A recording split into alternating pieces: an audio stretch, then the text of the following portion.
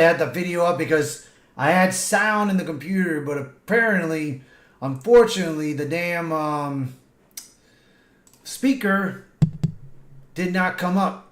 I do not know why, but it just managed to happen to me now. It just managed.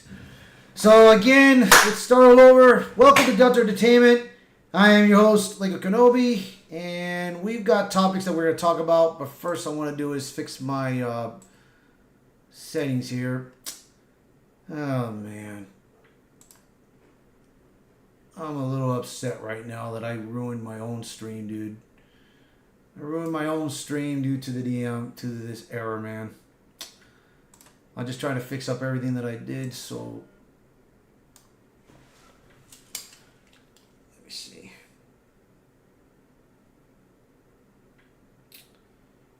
Oh man, I'm so pissed.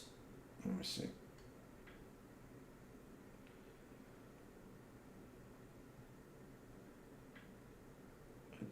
I'm just letting her know right now I just fixed it.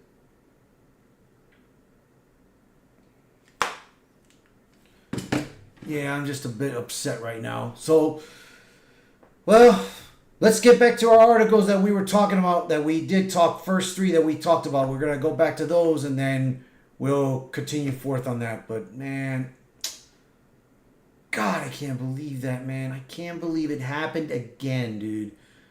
For some reason, anytime that I turn on my computer, the speaker, it's like and then plug it back in for me to get volume. That's the only way it'll work. But apparently, it just tend to do that. So, let's see what we got so far. Everything's okay, working out perfectly. All right. So, let's get back to the articles that we were at. So, let's see. So, we were talking about BioWare. So, okay. Heels versus Babyface was starting to test the game. He was testing out the Dragon Age Veilguard, and what he did at first was he did this customization of his outfit, and it was looking terrible. But hey, he blew it up like crazy. He wanted to make this character look so bad.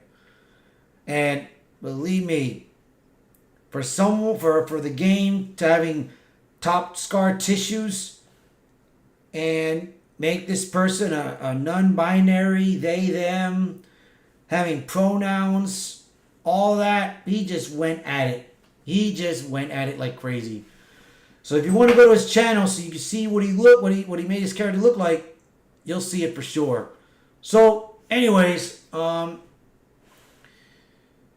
this one, I have one of them right here, which is this video right here. So let me see, you guys got room to see. Let's bring it back here. Forgot to do this. There we go.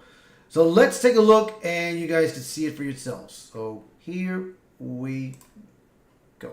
Let me just play it right here. Pounding that snake's nose. She's still holding the ruby in her other hand. Maker's panties. I was so proud. Oh, Ah, shit. They're still holding it. Sorry. what are you doing? Pulling a barb. Oh, okay. A barv? Tradition in the Lords of Fortune from one of our old members, Barv. Good guy, but like most of us, his plans went sideways a lot. Bad blood among your crew's not good for morale, but there's not always time for big, drawn-out apologies. So, when one of us screws up and we know we've screwed up, we do a quick 10 to put it right. Pulling a barv. Oh, there we go.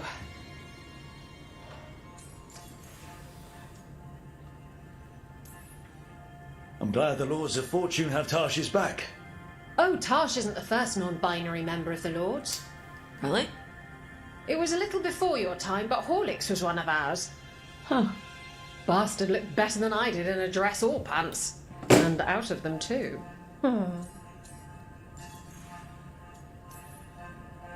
Any reason you can't just apologise?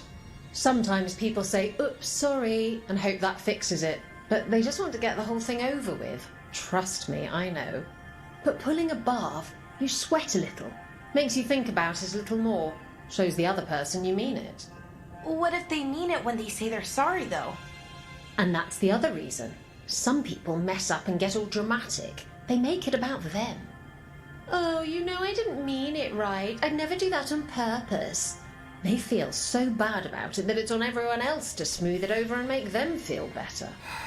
Oh, okay, yes, some people might do that. Pulling a barv puts it on the person who screwed up. They made the mess, they fix it, done. See, this right now looks like a modern day audience nonsense, bro. They make it look so modern. I don't know why they keep doing this, bro. And they've done it to Dustborn, to Concord, Star Wars Outlaws. They have done it. They're doing it to so many games, man. And it's just bad, dude. And there are certain companies, certain small companies that make games like Black Myth Wukong or Stellar Blade. And these people are attacking them, telling Sony that they need to cut that out. They need to they need to not put this kind of thing in there. They need to go more diverse and all that. And, dude,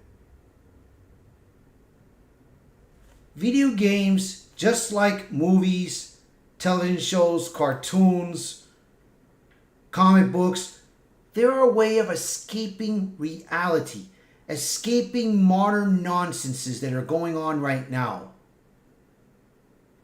You're putting this kind of stuff into this game. There's no way of escaping reality. Come on, man. So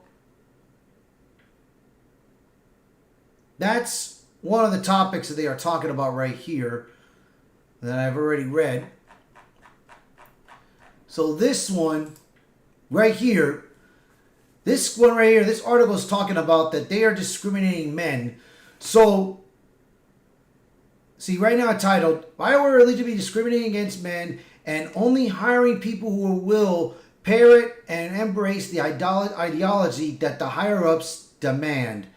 And it's just ridiculous, man. It's just ridiculous of what they have done to themselves.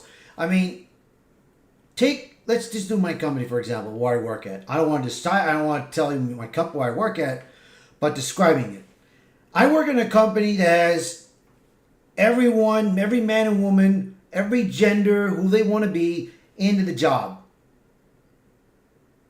And they look the part, but they don't try to express it too much. There are many people that don't want to be involved with this. I mean, it's okay for them to work in a company, but don't try to express it and show it and throw it as a message into these games or into these shows or in these cartoons. Don't do that, man. Those topics are a way to escape reality. It's called entertainment. Your job is to entertain us, not to throw a message out there. And just like what BioWare is doing, bro, they're making like this game is meant for all this. So that's what they're saying basically. So right now, as of right now, so far this game, it released it today, and it has 41,387 people playing the game right now as we speak in Steam. So yeah, man, I mean, we'll see, bro, because there's been a lot of reviews about this game. People, it's just that bad, bro. For BioWare, it is just that bad. So let's get on to the topic that we were talking about with Assassin's Creed. Here it is. All right. So Assassin's Creed right now. Let me see. Just to check some things real quick. Let me stand by and check my phone. I was just checking out the chat page and everything, and oh man,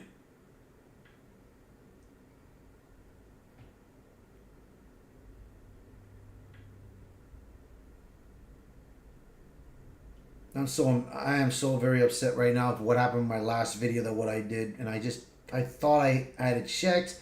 I thought it looked good and everything, and it just went to crap. I always should check it, man, just to be safe. But it is what it is, bro. So, all right. So right now in this article, this is from yesterday. This talks about that with Assassin's Creed Shadows being delayed, it got delayed and they've costed them an extra 20 million euros. And their reason of excuse of delaying the game was that they believe that just what happened with Star Wars Outlaws, with all the bugs and all the glitches, they don't want that to happen again. But that's not just that's not the only reason, bro. The only reason they've been doing it is because they gotta change Yasuke's theme. Especially because they were trying to put hip hop music and rap music in Yasuke's theme if he was fighting anybody in the game and everything. But they didn't want to. They took that off. They said that's what they said they did. But we'll see. But also, it's just that I wish they did not focus on diversity, bro. I wish they did not focus on identity politics. If they would have just put it in the modern Japan based on a male Japanese character and then a female Japanese character, which they have, the game would have probably been successful. The game would have been successful. But no, they decided to go with a black character. Because the journalist that wrote this character, Asuke, lied. There was no black samurai in that Japanese world, in that Japanese time. He was just a servant. There was black people that were servants to the Japanese, but not samurais. If you guys got proof that he was, like, I want to read it in plain clear that Yasuke was a samurai, please tell me, please show it to me. And I'll believe it. You know? So that's all they're talking about here, that they were trying to fix the glitch of the game, supposedly, and apologizing to the fans. And they said also that there was words that what Yasuke said of him saying white people, that they're taking that off and everything.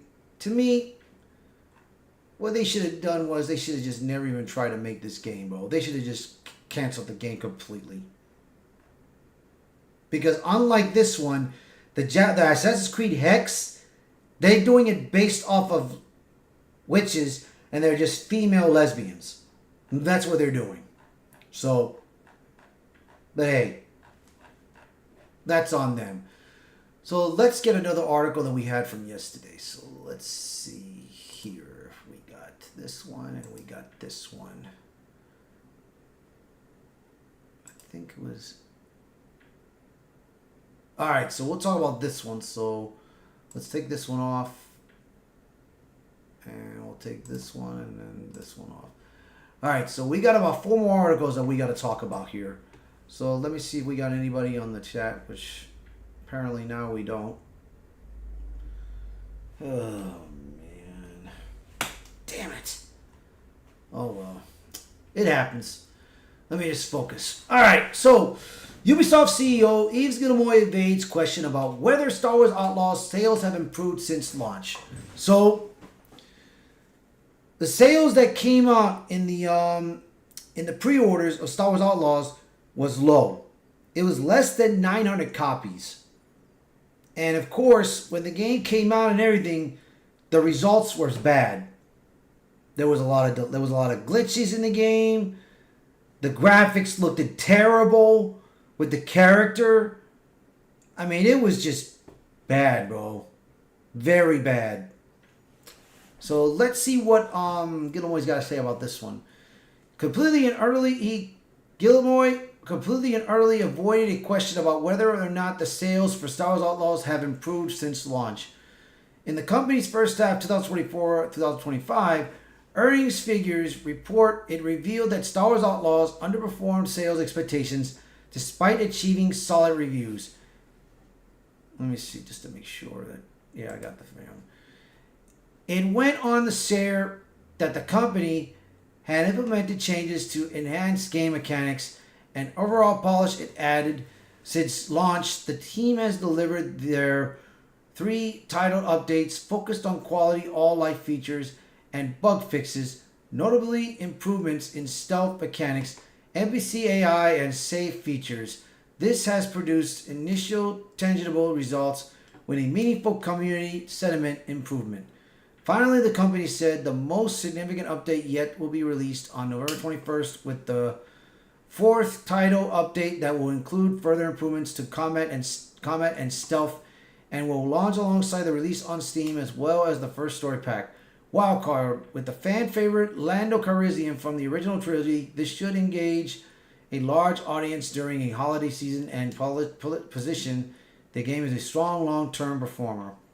Alright, so let me see right now so far what we got here.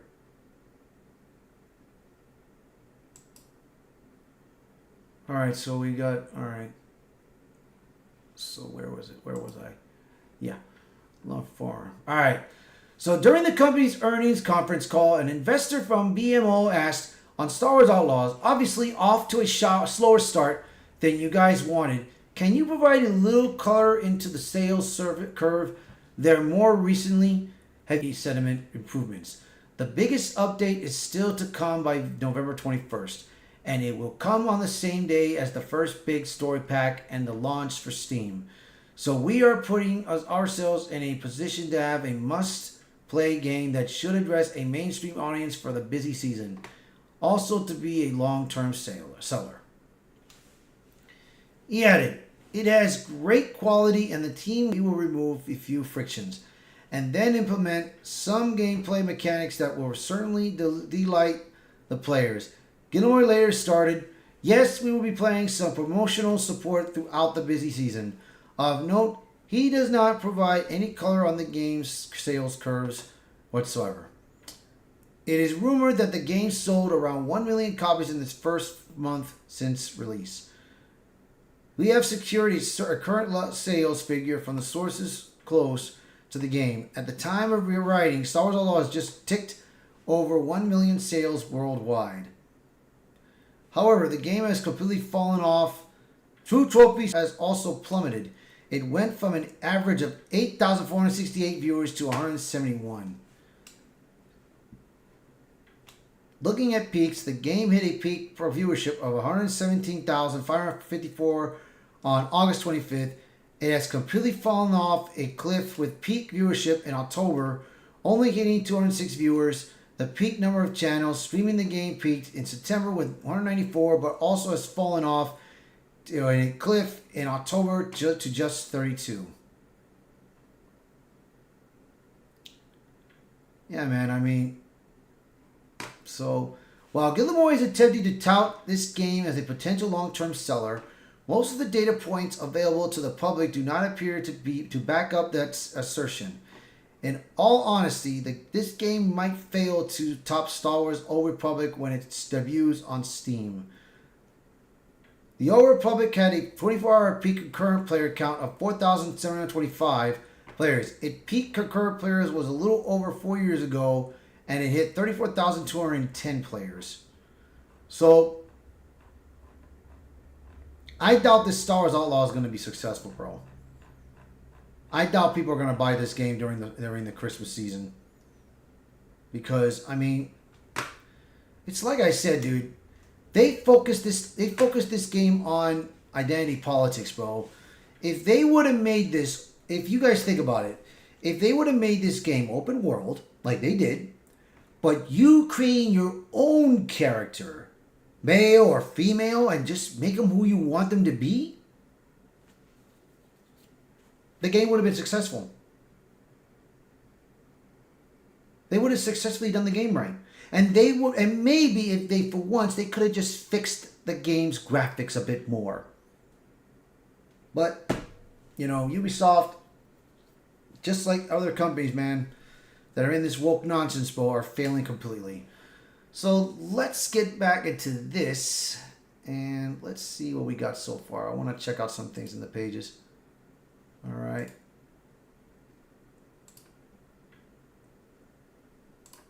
All right. Yeah, it's just been been one of those days. Alright, so we got this one right now. Ubisoft announces Star Wars Outlaws underperformed sales expectations despite achieving solid reviews. So it looks like right now Ubisoft right now, like I said, Star Wars Outlaws has been unsuccessful. So right now we've got another article that came out yesterday. It announced its first half of 2024 to 2025 earnings figures report that Star Wars Outlaws underperformed sales expectations despite achieving the solid reviews. That its net bookings came in on the low end of its revised expectations for the second quarter at just 352.3 million euros. The company originally expected to have a net booking of 500 million euros, but significantly downgraded those expectations to a range between 350 to 370 million euros after Star Wars Outlaws sales were soft and X-Defiant underperformed. Speaking specifically to Star Wars Outlaws, Ubisoft reported that the game underperformed sales expectations. Despite this, Ubisoft attempted to spin the game as a positive writing. The game achieved solid reviews and user scores across the first-party and Epic stores, reflecting one of the most immersive expressions of the Star Wars universe ever created. It then detailed that the company is attempting to improve the quality of the game. Teams are fully mobilized on implementing changes to enhance game mechanics and overall polish. Since launch, the team has delivered 3 title updates focused on quality of life features and bug fixing. Notably improvements in stealth mechanics, NPC AI, and safe features. From there, it claims these changes have delivered tangible results, but does not share what those are, but instead claims it has seen a meaningful community sentiment improvement. Those words are meaningless given Ubisoft CEO Yves Guillemot used similar words while attempting to defend at the time analysis estimations that the game would only sell 5 million units in the quarter, and the belief that was a low so far for a Ubisoft game. So that's what we've been factoring in the second quarter. It has been rumored that the game sold around 1 million. That's what I talked about in the last article. So leave that alone. However, public metrics indicate the game's sales completely stagnated soon after the game released. The game is no longer on True Trophies, which it's not in their charts, or Xbox gameplay chart. And then earlier this month, and this is talking about the viewership of what I talked about from the last article. So, yeah, it's like I said, dude. I mean, it ain't looking great for Star Wars for this game. So now we got this update that came out today. Now, this is today's article, and this is talking about X-Defiant. So let me close these other ones that I talked about Ubisoft. All right, I'm down to 2 more articles, which is this one right here, and then the next one, which is Marvel's Wolverine update. So we're going to see what's going on with Marvel Wolverine, but let's read this one first, what we got. Provide an update on X-Defiant after game's executive producer admitted player counts are down. Okay, so what they're talking about is what happened with the X-Defiant. X-Defiant, when the game first came out as a demo, the game was kind of poorly graphic and all, and especially when you're trying to update your gun, fix up your gun and everything, which I had a problem with. Then when the game came out, I played it. Not a lot of people were getting into this game. Not a lot of people were coming in, were getting involved with this game. And then, of course, when they try to release every season of the game did not impress. It was not successful. It's not doing that good. And they did announce that if Season 4's update was not being successful, they were going to demolish this game. So let's see what is going on with the update here. Thank you, Russ. Thank you, Roku, for coming back, bro. I do appreciate you, man. And I do apologize, man. I mean, shoot. I was completely embarrassed. But Roku, hit that subscribe button if you can support my channel, bro. I do appreciate you, man. Thank you. All right, Amelia is still probably doing some things. She's been busy. All right, so let's see. Ubisoft CEO Ilse Guillemot failed to provide any details on XDefiant after previously promising investors he would do so. Back in September, Guillemot and Ubisoft revealed that it was lowering its second quarter revenue expectations by 30% from €500 to 350 to 370 million due to the soft sales for Star Wars Outlaws and XDefiant. During a trading update call, Guillemot was asked about by Nicolas Langlet on BNP Paribas. So the quarter 2 guidance, it is only Star Wars Outlaws, or is there something else underperforming in the portfolio? And Guillemot responded, it mostly reflects that the softer than expected sales for Star Wars Outlaws. We also had behind expectations for XDefiant, which we will give you a bit more detail at the end of October. Well, we are in the end of October. In its first half of 2024-2025 earnings figures reports, Ubisoft revealed that its net booking only clocked in at 352.3 million for the second quarter, and while the report shared updates on Star Wars Outlaws and Assassin's Creed Shadows and Rainbow Six Siege, it did not mention XDefiant other than the game's third season will arrive in the third quarter between October and December. I thought it was the fourth. I thought it was the fourth season, but my bad. It's the third season. Oops. During the earnings conference call, one investor did ask Guillemot about the game. You don't mention XDefiant much in the release. How should we think about that? It obviously tailed off. Is this just another example on improving the heat registration element and improving the netcode? And that is really the priority as we speak. Our games as a service strategy remains core of what we want to do next. Free-to-play games as service remains a core element of our strategy to the benefit of our big brands in the coming years. Rumors have swirled that the game is not doing well. In August, Tom Anderson at Insider Gaming reported that the XDefiant was seeing continuously declining players and the lack of player spending. He reported that one source informed him that the game has been struggling to obtain 20,000 concurrent players across its platforms. Another source shared, Ubisoft would probably be happy with the numbers. This suggests that the concurrent player number counts are much lower than 20,000. In fact, Henderson also shared that if the game does not turn things around by Season 3, it risks losing its much needed post-launch support. So, it was Season 3, not Season 4. Like I said, oops. Following Anderson's report, Ubisoft addressed in an oblique blog post in the middle of September, the game's executive producer, Mark Rubin, started at the time, I just want to quickly address the status of the game, i.e. is the game dying?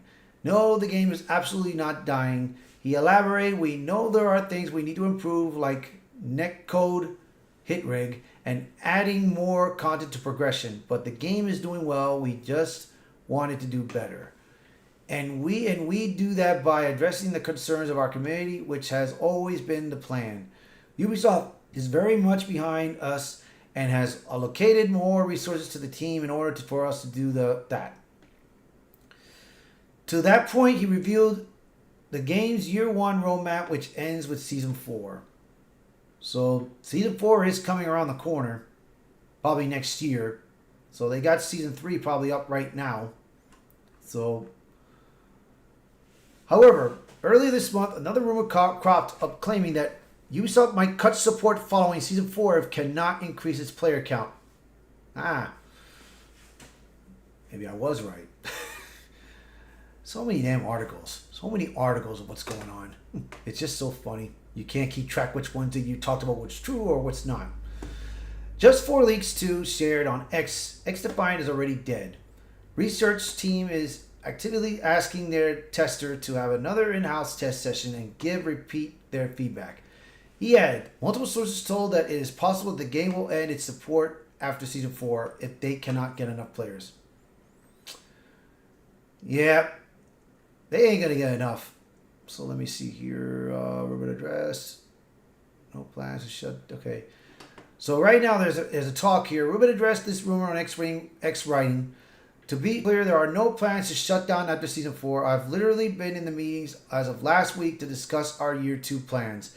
He continued, but right now we are super focused on improving the technical experience, which includes netcode, and adding more content for season 3 and season 4. However, he then admitted that player numbers are down. We have done very little marketing, so yes, our numbers are down, but that is just to give the team the time to get the game in a better place. Before we do bigger spends on marketing to bring new players, the game and to bring players that have left.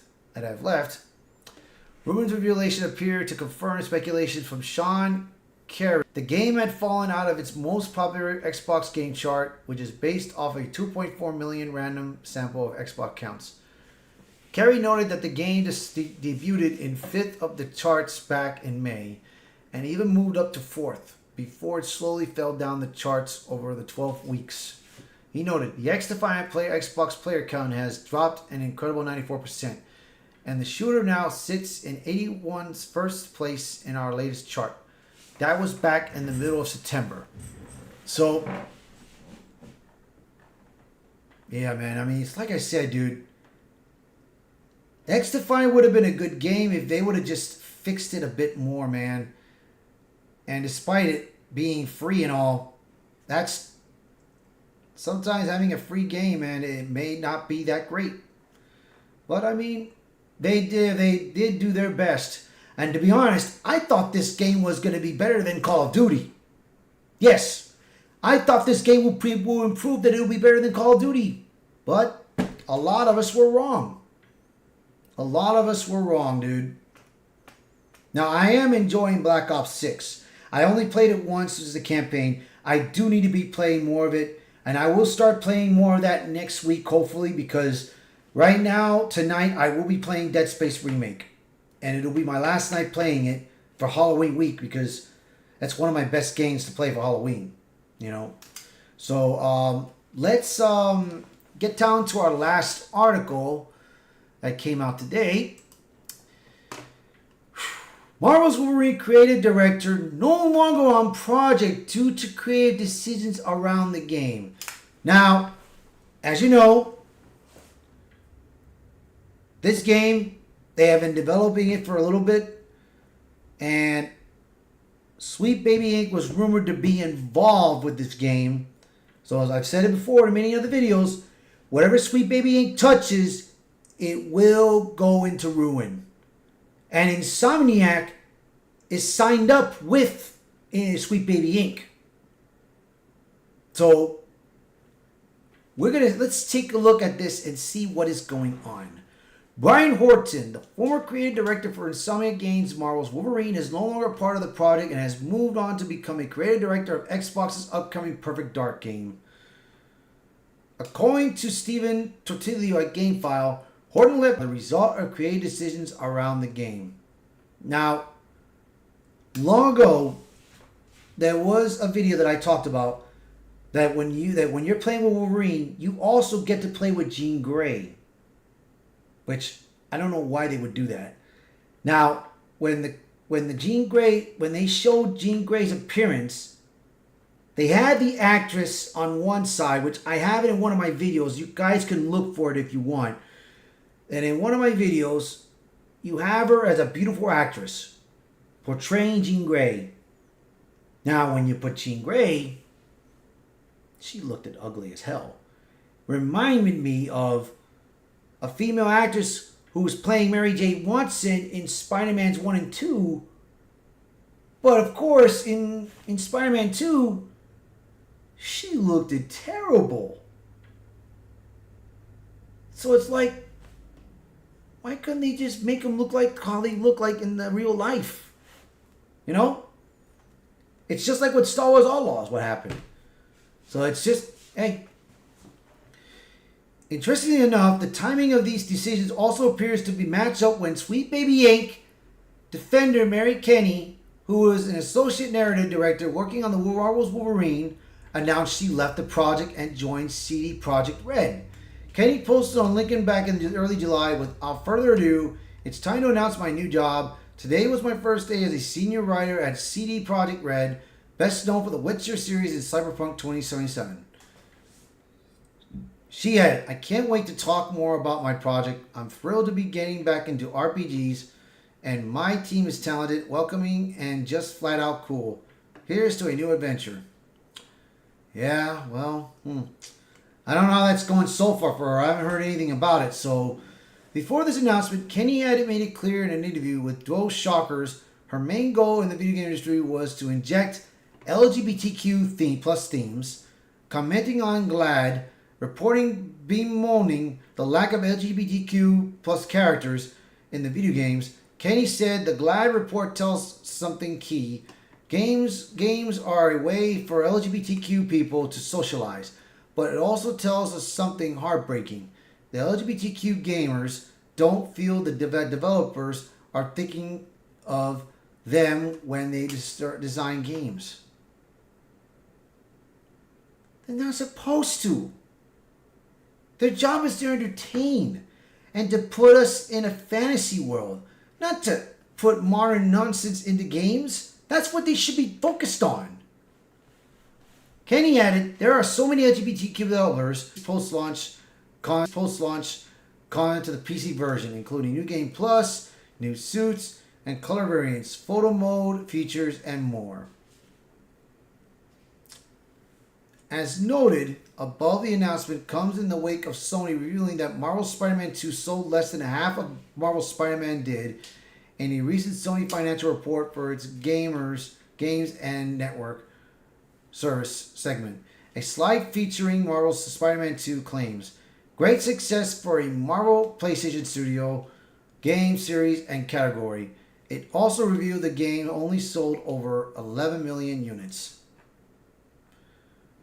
While 11 million units might seem like a great success, one can only view it as a massive failure given Sony sales data that was leaked to Reset Era at the end of 2023 revealed that the 2018 game Marvel Spider-Man sold 22.685 million units and net sales totaled 827 million. Even 2020's Marvel Spider-Man Miles Morales game sold 11.125 million copies and had net sales totaling 427 million.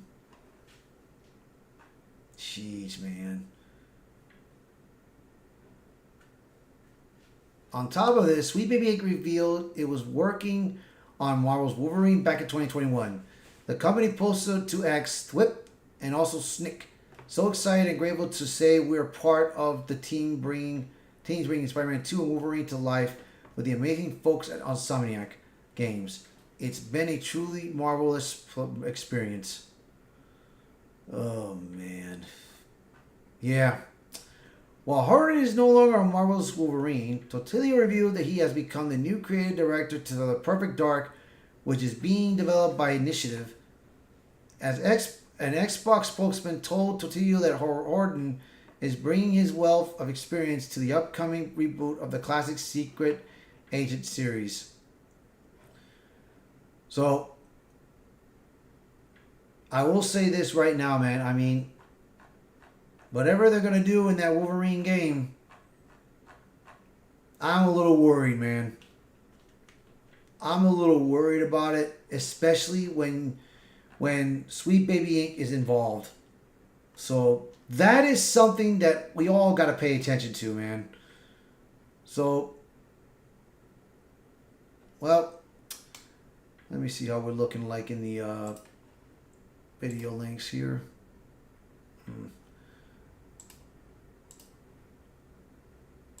Yeah, so this has just been, it's been one hell of an event, one hell of a ride for entertainment right now, especially for gaming. So, yeah, man, I mean, like I said, dude, all we gotta do is just keep focused, keep paying attention, and keep talking about these things, man. And maybe, just maybe, these game studios could start waking up and saying, you know what, we need to focus more on entertainment than focusing on woke ideology nonsense. So that's gonna be it for this video. So if you guys like the video, hit the like button, share this video, post a comment below, let me know what your thoughts are, and if you're new to the channel,